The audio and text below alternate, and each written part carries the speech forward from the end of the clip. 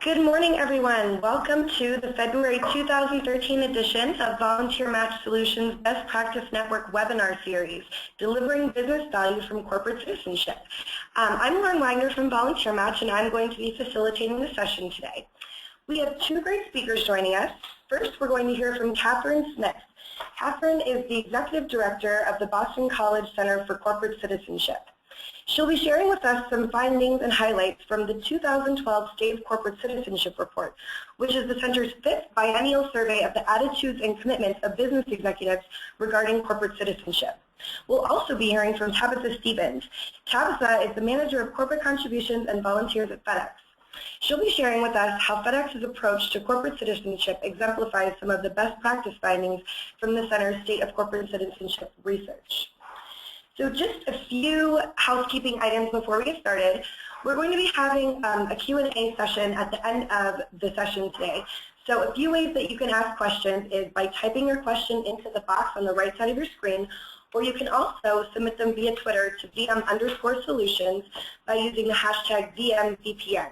We'll try to get to as many of your questions as possible during the session, and then anything that we can't get to, we'll try to follow up with you directly afterwards to get all of those questions answered. And then also, just as a reminder, we're going to be sending everyone that's attending the presentation today a recording of the webinar as well as the slides after the live event. So without further delay, I'll go ahead and pass the presentation over to Katherine and Tabatha to get us started. Thanks, Lauren. You're welcome. Welcome, guys. I'm so happy to be with you today to be able to present this report. We're just getting the slides up, and then we'll be moving through. Wonderful. Looks like we can see them. Thank you. Great. Okay, so just a little bit about the center. We're 28 years in operation. We have 400 corporate members. We're a little bit of a hybrid organization in that we exist in a school of management, and we really kind of straddle the world of academic research and practice. So our service focus is on our corporate members, but we do take empirical research from the academic research community and translate it so that it's available to our members. And we're based in the Carroll School of Management at Boston College. And our core values are on the slide: diversity of thought and perspective, knowledge as a catalyst, service to our members and to society, all based in a foundation of rigorous practical research. So today we're going to talk to you about a report that we completed in December, which is the State of Corporate Citizenship. We put our research instrument into the field with GlobeScan, and we put a consumer tracking question into the field with Nielsen. We had 750 executive respondents. Nielsen had more than 50,000 consumer respondents. We looked at 13 industry sectors, and we examined executive perspectives primarily on multiple dimensions of corporate citizenship. We also tracked consumer perceptions against executive perceptions. So our conversation today, we're just going to talk about some top-line findings from the report about things that companies can do, the data suggests that companies can do to improve their corporate citizenship performance and actually gain value, greater value, not only for their companies, but also for society. And we have a great partner in Tabatha Stephens and FedEx who's going to bring some of those ideas to life with some FedEx examples. So we'll start with the context for corporate citizenship. And I think everybody can realize that at the beginning of this millennium, we're facing much higher stakes in terms of what is at risk, greater risk across the board, and more sources of risk. And just to illustrate that for you, we're going to look at three sources of data on consumption and population. So this is from the Global Footprint Network, and what this looks at is the footprint of consumption compared to biocapacity. So how able are we in each of our global regions to support life within the actual physical footprint that we occupy? And the darkest green are the most able on this slide to be able to support life with the resources that they have at hand. And the lightest green are the least able. And the gray areas are where there is incomplete data. So what you see here is in the U.S., we've gotten very efficient at producing food and at making great use of our resources, but that means we have fewer resources left to be able to sustain our current population. Canada is in much better shape, and the countries that are mostly in good shape are in South America. The next slide is from The Economist in 2012, and this looks at waste by global region, and that waste is measured by what goes into landfills, so municipal solid waste. And what you see, again, is that the U.S., we've become very efficient at consuming, not very efficient stewards of what we consume. So we're putting more into landfills than most other regions aside from Norway and some of the Central European economies, something we need to be mindful of because our resources are getting more limited. So when we overlap these two things, we see with the darkest red, the darkest maroon, the overlap of our waste profiles and our biocapacity profile. If we don't change the way we do business, we can't, in this country, expect to be able to sustain our current level of prosperity and human well-being, let alone our environmental sustainability. And other areas of the globe are equally at risk, and those areas that are not at risk have another interesting problem and opportunity in front of them, and that is the population growth curves. So when we look at the fertility rates around the world, we see that in Canada and the U.S., we are not slated to grow much in terms of our population, which is good news for us. But when you look at the areas where there is significant population growth expected in Central Africa and the Middle East and Southeast Asia, those are areas where a lot of our growing economies are emerging, and they're areas where a lot of natural resources exist. And with 7 billion people in the world today and 9 billion people projected just around the corner, those global regions are going to have a much higher interest in protecting their natural resources. We may experience commodity premiums. It just becomes a much more challenging context for business. So there are a couple things that we can do that will help us navigate these difficult contexts. And at the same time that we're experiencing these challenges in our natural environment, we are experiencing tremendous volatility in the economy. And so when businesses are thinking about how to navigate, there are 3 things that we recommend and that the research suggests could be helpful. The first is selection, so being careful not only about the issue which you select, but how the practice that you decide to employ to support the issue investment that your company selects. The integration of that selection into your overall business strategy and an appropriate duration of investment. So the first, in selection, we looked at selecting issues. So consumer and executive perspectives, and you see the thicker gray line is the U.S. executive, red is North America, orange is Asia Pacific, the darker blue is Europe, green is the Middle East, and the cerulean blue is Latin America. And there are a couple of interesting trends that emerge for us in this data. So again, the fat line is executive perspectives on which issues business should be involved in. And the thinner lines are global consumer perspectives on which issues business should be involved in. So the first thing to observe is we see across the board there's a slope. There's general agreement from high to low about which issues are generally more important in that band that goes from the upper left-hand corner to the lower right. After that, we see some interesting divergence. So that looks like it slipped off a little bit. Ensuring environmental sustainability actually is an interesting issue to look at because we see that the Middle East, Africa, and Pakistan fall below their agreement level, the average agreement level on whether sustainability should be a priority. But in every other region of the world, and with U.S. consumers and executives, it emerges as a fairly high priority. Combating HIV, AIDS, malaria, and other diseases shows up as being much more important. I think these are slipped. These are slipped, sorry. Much more important for the Middle East and Africa than it does for some of the other regions in the world, not unexpectedly. And improving maternal health shows up surprisingly low across the board. I think it's also interesting to note that the Latin American countries in this slide care more about every issue across the board.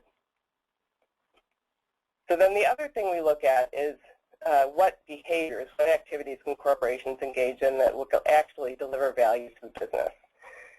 So this is a study from colleagues at Harvard, Michigan, and Berkeley, and they looked at these types of corporate activities, revealed misdeeds, which is when something bad happens, what happens to your company. And we find that, yes, in fact, on both accounting measures and on market measures, if something bad happens and the public finds out about it, you are going to have negative financial performance. When we looked at corporate policies, which is like adopting the Sullivan Principles or the UN Global Compact, or having your company included in a screen mutual fund, we see inconclusive data, both positive and negative results. So too soon to tell maybe how these activities will play out. When we look at third-party audits like the Dow Jones Sustainability Index and observer perceptions like the Forbes Best Places to Work list, what we see is that companies that are performing better financially actually end up being rated better, pound for pound, than companies that are maybe doing as well on the social dimensions of their business but are not doing as well financially. So you actually have a corporate financial performance halo in that circumstance. We see a positive correlation to responsive reporting, which is if a media analyst or a financial analyst calls you and asks for information about what your company is doing related to a social or environmental dimension, you answer.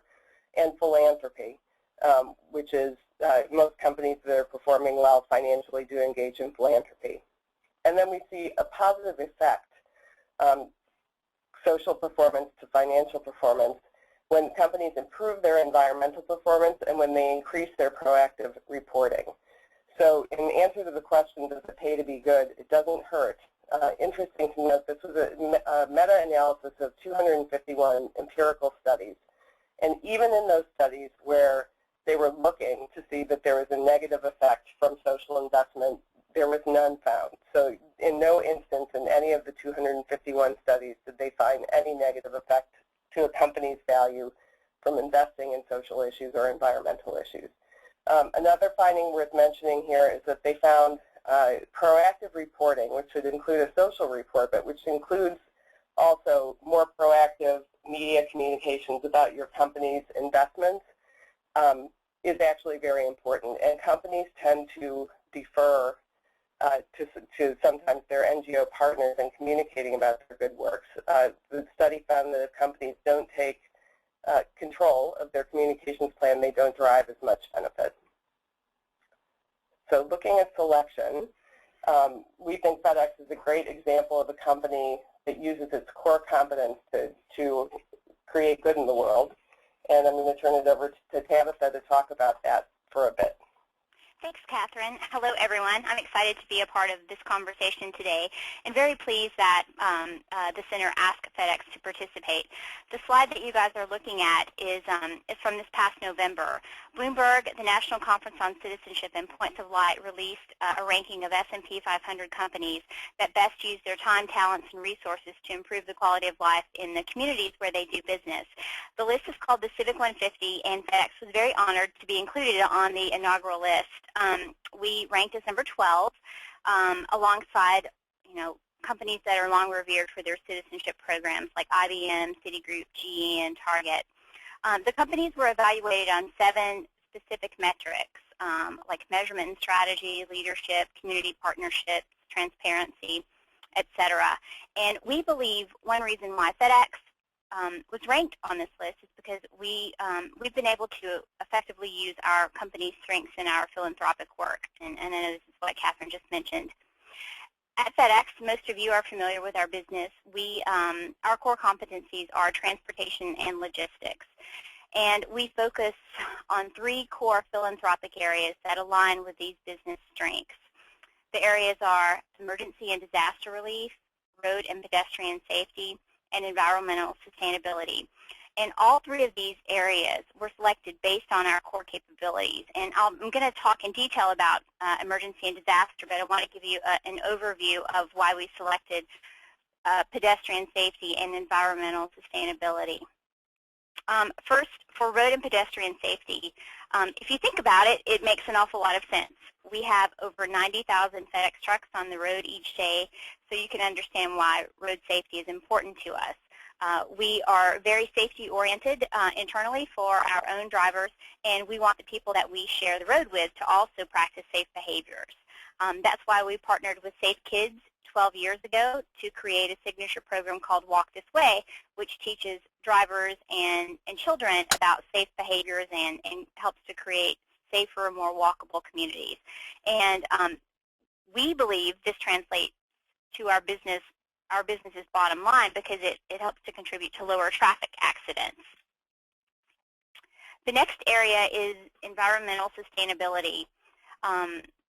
At FedEx, we believe the success of our business and the future of the environment are very deeply intertwined. I mentioned that we have over 90,000 trucks on the road. Well, we also have over 700 planes in the air each day. So you can imagine how fuel costs impact our bottom line. It's in our best interest to use less fuel and therefore increase our profits for our shareholders. We started seriously working with on this in the year 2000 when we partnered with the Environmental Defense Fund on a collaboration to develop a new source of a new generation hybrid delivery trucks that would improve fuel efficiency and environmental impact. Through this partnership, like I said, we started in 2000. By 2005, prototypes had been developed by Eaton Corporation, and we began testing these hybrid diesel-electric delivery trucks in key markets in the U.S. So that was in 2005. Now, in 2012, our current fleet has over 90,000 vehicles, and 408 of those are hybrid, and over 4,000 are fuel-efficient, lower-emitting Sprinter vans. So we see how that partnership with the Environmental Defense Fund, how it translates to our, to increased profits for our shareholders because we're spending less on fuel. And we've also expanded our environmental sustainability programs a little bit now too. Well, back to emergency and disaster relief. And I think, Katherine, if you'll go back to the civic lessons, I'm just giving an overview of what we do, and then we can go on, thanks. And the last area is emergency and disaster relief, and I believe that's what we really do best at FedEx. Our logistics expertise and global reach make us very well positioned during natural disasters and emergencies to get relief supplies where they need to be. We partner with amazing first responder organizations like the Red Cross. These organizations have the expertise and they know what to do in preparation of, during, and following a disaster. And the flexible networks that we have in place allow us to respond constantly to changing situations. Before Hurricane Katrina struck in 2005, we worked with the Red Cross to stage relief supplies. Within one day, or within a week of the Haiti earthquake hitting, we transported over 520,000 pounds of relief supplies. And within a month, we transported more than 1 million pounds. So we have the systems in place, no matter where disaster strikes around the world, to get supplies where they need to be. So that's an overview of our 3 core giving areas and how they align with our company's core competencies. Great, thanks, Tabatha. The other thing we look at in the report, and we looked at our State of Corporate Citizenship report, was to what degree does corporate citizenship contribute to success in achieving various business outcomes. So we first started by looking across the board at what kind of success was achieved by all respondents. And what we saw was there was pretty good success across the board. So 750 executives responding, not more than 2 down from the CEO, and about half of these companies were operating domestically and half were operating globally. So we thought, this is pretty good success, ranging from about 80% saying with great 80% frequency that they were achieving success in increasing market share to a little over 30 and improving the ability to motivate employees. So then we looked at a correlation of those executives that said that corporate citizenship was integrated within their business strategy. And in fact, the various corporate citizenship activities contributed to the achievement of business value. And we asked, well, how successful were they in achieving these business outcomes? And we see across the board on every single dimension, there was an increase in reported success when within the group that integrated corporate citizenship. And we attribute that to the fact that corporate citizenship becomes another lever for achieving business success. So we thought FedEx also provided some interesting examples of this because they support a variety of issues across their broad domains. So I'm going to turn it back over to Tabatha. Yes. What you're looking at now is a screenshot from our Global Citizenship Report, and these are the 4 areas that we report on annually. I'll walk through these a little bit and talk about how we integrate our citizenship efforts with our business. The first is economics and access, and you see the red boxes around our physical and digital networks. Put very simply, access is the ability to connect, whether it's people, businesses, nations, or cultures. And at FedEx, we make it our business to connect people, to connect goods and services, to connect products to consumers. So we believe that access is and the opportunities that come with it are our business, and that they attribute to the global economy. Our physical and digital networks provide access to people around the world, and not only we look at that from a business perspective of how we provide access to our customers and to clients, but we also are able to provide access, global access to our nonprofit partners like the Red Cross. With the same global network that we have for our customers every day, we're able to work with the Red Cross, with the Salvation Army, with other organizations to provide access to people, to provide assistance to people when they need it most. So we're able to pair the organization with the need and make it happen. The second area is environment and efficiency. And I talked a little bit about this earlier. You'll see the red box is around minimizing our impact on the environment. This is something that's very important to our chairman and founder, Fred Smith, who is very much still at the helm at FedEx. He's very interested and actively involved in reducing FedEx and U.S. dependency on fossil fuels. And as I mentioned before, we have a very strong business case for this too, because it truly impacts our bottom line. The less we spend on fuel for our planes and trucks, the more profit we generate for our shareholders. So it's a win-win-win, we believe. And we've also set very ambitious sustainability goals to increase efficiencies, reduce waste, and to use more renewable power sources. And one of those goals is by 2030, our goal is to increase our alternative fuel use for aviation to 30%. So we're reporting on that annually in this progress report. The third area that you'll see is community and disaster relief. And the red boxes around, we leverage our infrastructure, our expertise, and our people to help communities worldwide. And I touched on that with the Red Cross.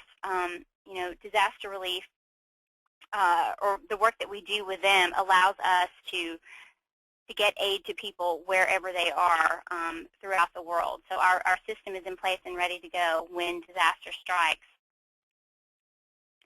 And the final category is people and workplace, and the red boxes around our efforts to serve our customers, stakeholders, and communities.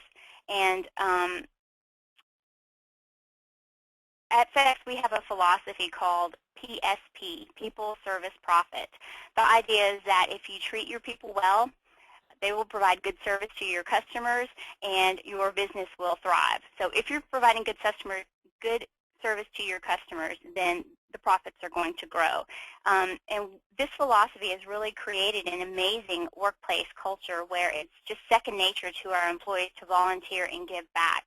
So we wanted to be sure to include this as one of the things that we are measuring and reporting on each year. The next slide is something that you might not associate with FedEx. You see the black keys. I mentioned that, of course, transportation and logistics are at our core capabilities. That's what we do every day. And we do them primarily for those 3 areas that I've talked about. But we also have the flexibility to jump in and sometimes to provide support to programs that, that are very different from what we do on a daily basis. This one was called the Global Poverty Project. And it was a concert that took place in Central Park last year for the Global Poverty Project, and this was really just to raise awareness of poverty in developing nations and to start the dialogue about how to, how to improve it, or where do we start. The concert was attended by 60,000 people and broadcast internationally. It's not a cause that we've traditionally been aligned with, but we saw it as a great opportunity to reach a younger audience of millennials. And they used every social media channel available to promote this program, and you'll see a lot of tweets here on the page. And also, we were able to tie it back to our business that the organization Global Poverty Project's primary focus is on sub-Saharan Africa, and this is an area where FedEx does not have much presence today, but we will someday. So we were able to even release that back to our business. This next one is another cool in-kind shipping project that we worked on. In November, FedEx transported the last of 3 shipments of priceless Machu Picchu Inca artifacts back to Machu Picchu in Peru. The artifacts were housed at Yale University since the early 1900s, and when it came time to return those precious shipments, Yale turned to our chairman, Fred Smith, who's also a Yale grad, and they asked us if we could help. Of course we could. As you can imagine, this shipment required very specialized precautions to ensure that the artifacts arrived safely. And we were able to work with Yale and to work with the Peruvian government to make sure that everything was in order and that all of the artifacts arrived safely. And for us, every single day we provide business solutions for our customers. So this was just business as usual for us, but we thought that it was pretty cool. One of your employees did too. I love that slide. You can see at the bottom, this is why I love working at FedEx. Yes, absolutely. And the next slide is just another in-kind shipment to highlight. This is one last example. In August of last year, we worked with PETA to move Ben the bear from a concrete cage in a roadside zoo in North Carolina to a lush animal sanctuary in Northern California. You can see all the tweets and comments about it. People were excited about that. We've done many animal moves over the years, and people love them. Our employees love them. They love to be a part of it. We've transported penguins back to the New Orleans Zoo after Katrina, and they walk down a purple carpet. And as you might know, purple is the main color in the FedEx logo. We've moved panda bears from China to zoos around the world to help propagate the species. And an especially cool project that we worked on in 2010 following the Gulf oil spill. Loggerhead sea turtles were about to hatch and swim out into the contaminated waters, and at risk was an entire generation of sea turtles.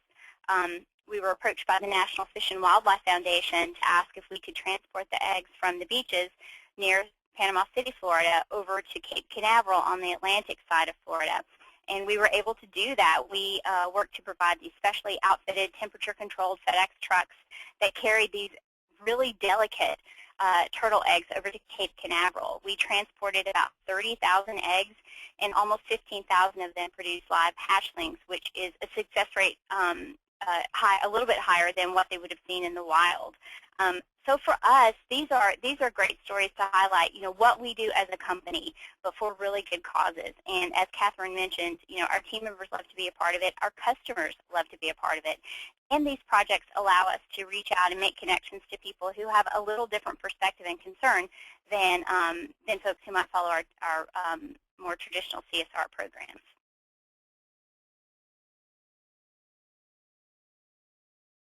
The next slide, you'll see a big blue box. And then you'll see a small, lighter blue box up in the right-hand corner. The small light blue box represents the amount of cargo that can be carried in one 757 aircraft in our FedEx fleet. And the big blue box represents the estimated 500 million pounds of space that we typically set aside each year for these charity shipments. If you translate them, that 5 million pounds of cargo would fill 87 Boeing 757 aircraft. So we think about all the good that we're able to do in 87 aircraft, and that's not even including the, all of the space that we donate on our trucks. That's terrific, Tabatha. Thanks. I thought these were just really terrific examples of a company that was integrating its core competency with its charitable priorities and able to touch so many great causes over, you know, a broad spectrum of issues. So the final thing that we looked at selection and we looked at integration, and the final thing that we look at in this presentation is duration. And we saw some interesting results when we studied duration also. We asked to what degree were these executives, did they feel that their corporate citizenship initiatives were providing value in these business dimensions. And then we correlated that question to how many years they had been investing in their corporate citizenship programs. And we saw some interesting correlations again. So you see, with 1 year of investment, there's pretty good success, again, ranging from a little over 30% to just shy of 70% in terms of the ability to achieve business objectives with corporate citizenship. When you look at 3 years of investment, there's increased success. And we looked at 6 years or more of investment, and there was even more increased success, higher instances of reported success. So what this suggests to us is that it's important to choose the right issue, but then also give it enough time so that you can really realize the full value that's available to you. And across every dimension, again, we saw an increase up to 6 years of investment, and then after that we saw no decreases, but it flattened out. So there were no additional gains after 6 years. So, and Katherine, if I could just add something about duration. I mentioned our relationship with the Red Cross, and we formalized that relationship with a commitment to them in 1995 with an annual commitment. So that's for 18 years or more now we've been working with them. And the same goes for our relationship with Safe Kids. We've been working with them for 12 years now. So just to kind of put some perspective into that, as the relationship has grown, it's certainly more robust. We've been able to identify a lot of opportunities beyond just providing them space on a plane or in a truck. And I'm sure that in addition to that, you've gotten better at working together. So you figured out more ways that you can support their work, and they figured out better ways to ask you for support over 18 years. Oh, absolutely. We've seen a lot of skills-based volunteerism come from this. Like you said, we learn more about what they need, and they learn more about what FedEx can provide. And with the Red Cross, one example of what has come about recently is the FedEx Vehicles Division just signed a non-disclosure agreement with the American Red Cross because the Red Cross approached us to see if we could help them with the development of their next generation emergency response vehicles. As a result, they're going to be purchasing the same kind of vans that we use for our delivery fleet and our vehicles. And so we'll be sharing strategic research and data with them, and we'll help them launch their new fleet. And if we didn't work with them so closely, we certainly never could have gotten down to a project like this. That's a great example. Thank you. Okay, so to recap our conversation today, achieving results for business and society can be helped along if you are careful about selection of the issue and also of the practice that you use to advance your corporate citizenship, integration with your overall business strategy, and duration of your investment. These are critical to managing successfully in this more complicated and becoming even more complicated as time goes on context for corporate citizenship, where we have higher stakes, greater risk, and more sources of risk. We're going to turn now to some questions. I think this context also provides us tremendous new opportunities. Tabatha just described one with the emergency response and delivery vehicles and the synergies that could be realized from that kind of partnership. And we have a couple of questions. Okay, so we will get the screen back over my way. There we go. All right. Okay. So Lauren, are you going to? Oh, we're here. Sorry, just to get my screen back to the right side here. Okay, wonderful. So I think we're going to start with some questions for you, Katherine. Okay. Great. So one of them that came up is, how do you shift to incorporate your core competency if you haven't already started doing so? Should it be kind of a gradual shift or just a big change where you just change your program all at once?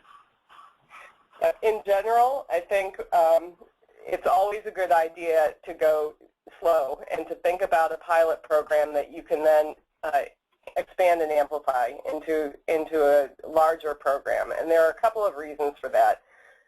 One is, if you already have a program that is running and it's been a good program that is doing good in the world, even if you feel like it's not as connected to your business as it might be, you can do damage to yourself if you pull back from those stakeholders who have come to rely on your support. So I think communicating ahead of time about what you intend to do and how you intend to do it is really important to making sure that you don't unintentionally do damage to your program. So I would always advise going slow and testing. Great, thank you. Just as a reminder to the audience, don't forget that you can ask your questions by typing them into the chat box on the right side of your screen, or you can also submit them via Twitter using the hashtag BPN. So the next question we have is for Tabatha. So we're wondering, how did you get buy-in for so many creative projects with your core competencies like FedEx has, like Fair Force One, and the other projects you were mentioning? Those are really exciting and creative, and we were wondering how you kind of got everyone on board for something so unique. Well, it wasn't hard, actually. The request came in. We determined first if we can do it operationally, and second, does it make sense with what we want to do philanthropically. And then we bring in our internal experts, whether it's our PR folks or media folks or marketing. We bring other people to the table because they have expertise in telling the story. So it hasn't been very difficult. As long as we properly vet the request, then internally, we have no problem getting people to buy in. Great, thank you. This one is back over to Katherine. A quick question around the surveys. How many executives were surveyed again, and how many responded? And then also, what results were unexpected for all of you? So we had we put this into the field with GlobeScan, and we sought a 750 response panel, which we got across 13 industry sectors. So we have sector-specific research, and we will, Lauren, send you a PDF of the report that you can send to your participants who would like to have the full report, where we look at some industry-specific data. Okay, great. Unexpected results. We honestly did not expect to see, when we looked at the duration data, so how much higher was the instance of reported success with increased duration, that was unexpected. And the integration data was also unexpected. We didn't expect to see it on every dimension. We thought we'd see some, but not all. So we saw enough variation for it to be a legitimate, statistical, solid kind of correlation, but we did not expect to have as positive a result. That was unexpected. Wonderful, thank you. Next question is for Tabatha. So we had a question, somebody in the audience was wondering if FedEx has been able to correlate or measure their community efforts kind of related to the impact on your specific brand, reputation, or employee morale. Is that something that you've been able to track and measure at this point? Well, to some extent, but not in a wholesale way.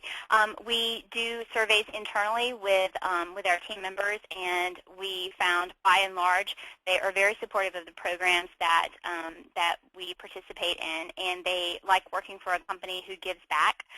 Over half of them felt that disaster relief was the most important. So on the employee side, we get a lot of anecdotal feedback, but we also have some quantitative feedback.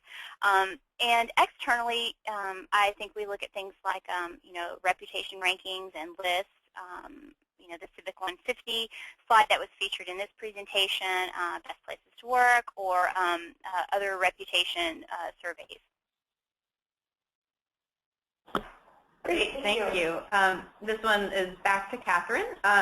So it seems that the findings really kind of show that it's important for companies to be vocal about their citizenship programs. Do you have recommendations on how companies who haven't maybe taken that route can start to be more vocal and kind of be willing to share what's going on with their programs more publicly?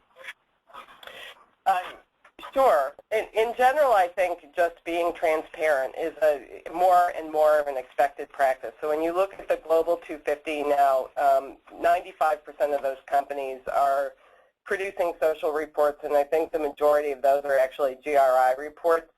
So in the global community, there's a broader concern for understanding what a company's social and environmental impacts are, and measuring them in apples-to-apples ways so that we can really understand what's happening in the business context.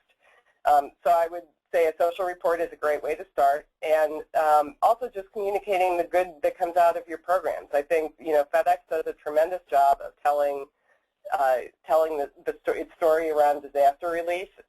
Everybody associates FedEx with that competency and with that cause, and just start telling the story and be in control of what you want to talk about, because if you defer it to your NGO partner, you may not have the story told that you would like told. And this is Tabatha, if I could weigh in on that. When I think initially when we began to tell our story externally, our CSR story, it was met with some resistance from our executives and team members, because they sort of saw it as bragging, and it's not really, that's not part of the FedEx culture. You just do it because it's the right thing to do. And over time, they've come on board full force, but it was a struggle in the beginning because people, I think our execs and especially our frontline team members didn't want it to seem as if we were boasting, bragging, or patting ourselves on the back. But now they certainly understand why it's important and how it helps to create more business and helps the public feel good about FedEx. Thank you. So the next question we have is for Tabatha. We had somebody ask how you came up with the £5.2 million number for charitable shipping. Was that a hard thing to ask for in the beginning, or did you kind of start small and work up to that number? Oh, we started small and worked up to that number. I think if you had asked us 10 years ago if we would be, donating that much shipping, we would have thought there's no way. But it became more and more important over time to do that. And it's not a number that that we pull out of the air. It's space available that we have every year, and also need, depending on the need that comes in from our nonprofit partners. But we started small and have grown the program to what it is today. Great, thank you. For Katherine again, have you seen any executives start to change their practices as a result of the survey, or what has that kind of conversation looked like for you, or for them, really? No, I think executives in the U.S., which is mostly those are the executives we're talking to at the center, have been in the practice and are thinking about these issues all the time. I think what the survey what the value of the survey has brought to them is it substantiated some instincts that many of them have had about why things work, and the data can help to create a business case.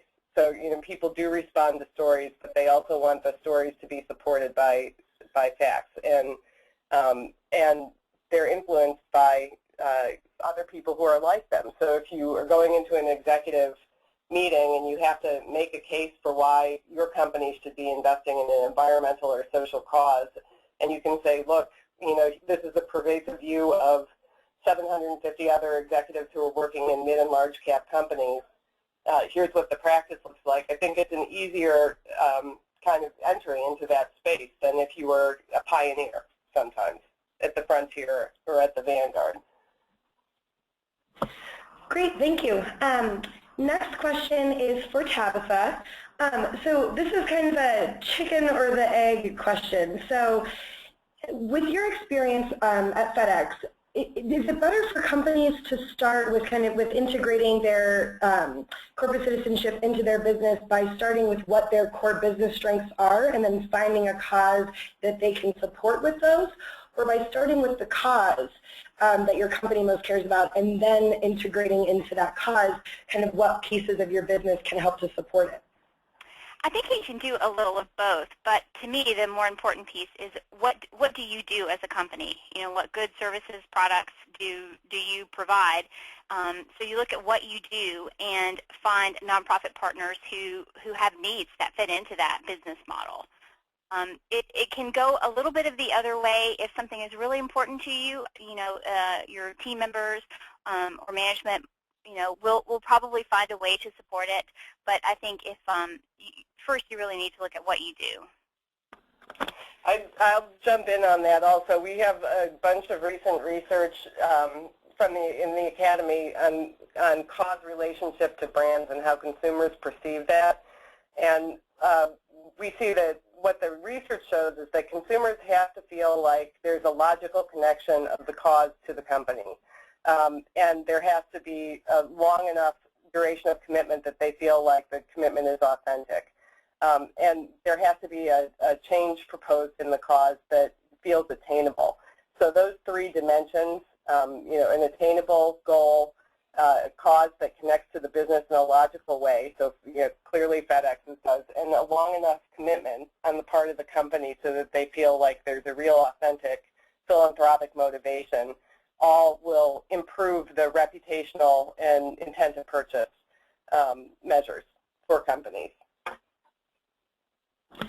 Great, thank you. And then one more for FedEx. What was the biggest challenge in developing such an integrated and holistic program? I think the biggest challenge, and I wasn't here when those strategies were created, but I think the biggest challenge was, you know, making the case for it internally.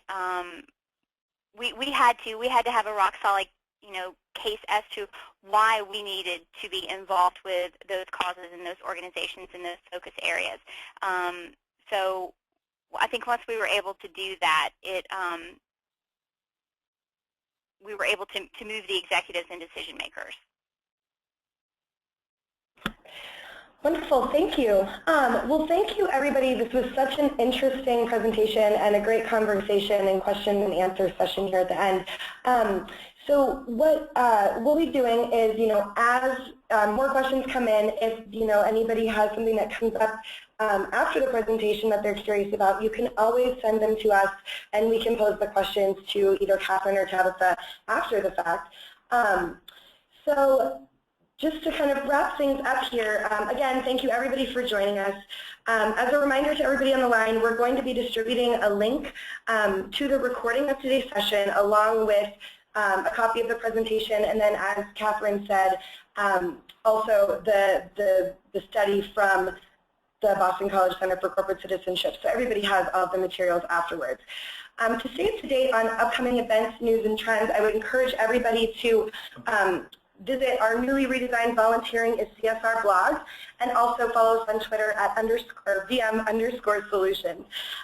We'll be announcing our March edition of the VolunteerMatch Best Practice Network webinar series soon, so stay tuned for that. And again, thank you to everybody for joining the call, and thank you so much to Katherine and Tabatha for sharing your insights with us today. We really appreciate it. Thanks for having us, Lauren. All right, thank you. Have a great day.